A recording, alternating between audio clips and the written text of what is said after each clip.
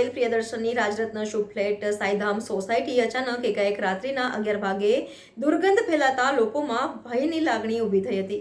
આજરોજ મકરપુરા તરસાલી રોડ પર આવેલ પ્રિયદર્શનની રાજરત્ન શુભ ફ્લેટ સાઈધામ સોસાયટી અચાનક એકાએક રાત્રિના 11 વાગે દુર્ગંધ ફેલાતા લોકોમાં ભયની લાગણી ઊભી થઈ હતી। એકાએક સોસાયટીમાં લોકો સોસાયટીની બહાર નીકળી આવ્યા હતા।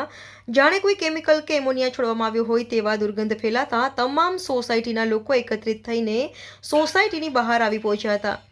એક થોડું એકત્રિત થયા બાદ ફાયર બ્રિગેડને જાણ કરતા આ વિગતે આવી પહોંચ્યું છે અને દુર્ગંધનું કારણ શોધખોળ ચાલી રહી છે। સાથે સાથે વડોદરા ગેસ લિમિટેડના કર્મચારીઓ પણ સ્થળ પર આવી પહોંચ્યા છે। હાલ આગળ તપાસ કરવાની ચાલુ છે કે દુર્ગંધનું કારણ શું છે। મકરપુરા બસ સ્ટેન્ડના બાજુમાં સોસાયટીના જે રહેવાસી છે એમણે આપણે એક કોલ આપ્યો હતો કે એમાં આપણે કંઈ સ્મેલ આવતી હોય અને થોડી બહુ ઇચિંગ થઈ રહી છે, તો એના માટે આપણી ટીમ ત્યાં આવી ગઈ છે અને આપણે ઇન્વેસ્ટિગેશન ચાલે છે।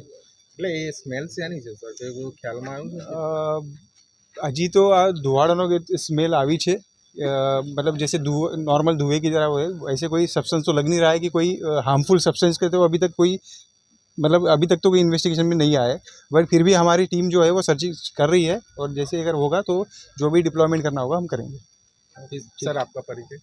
मैं chief fire officer Manoj Kumar Patil. અત્યારે વડોદરાની અંદર તરસાલી વિસ્તારની અંદર શાંતિકુંજ, સાઈધામ, શુભ ડુપ્લેક્સ, પ્રિયદર્શની, રાજરત્ન, આ બધી સોસાયટીની અંદર એટલી જબરજસ્ત કોઈ કેમિકલની દુર્ગંધ આવતી હોય એટલી દુર્ગંધ થઈ રહી છે। અહીંયા અંદર શ્વાસ લેવામાં તકલીફ પડે છે, આંખો બળે છે, ખુજલી આવે છે, આવું ભયંકર અહીંયા ચાલુ થઈ ગયું છે।